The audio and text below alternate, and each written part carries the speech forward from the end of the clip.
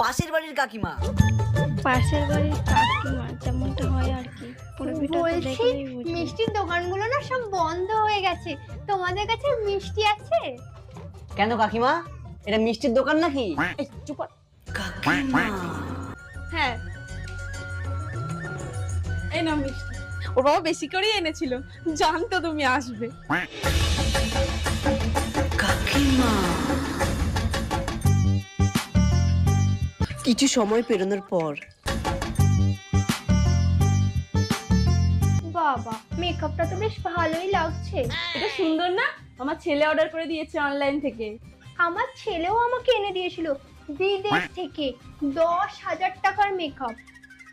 এই বুড়ি বয়সে সংসেজে ঢং করতে আর ভালো লাগে না। উফ, আজকের দিনে এসব কুটকচালি বাদ দাও তো। বলছি সন্ধে তো হয়ে এলো, চলো দুজনে একসাথে গিয়ে প্রদীপ জ্বালাই। কাকিমা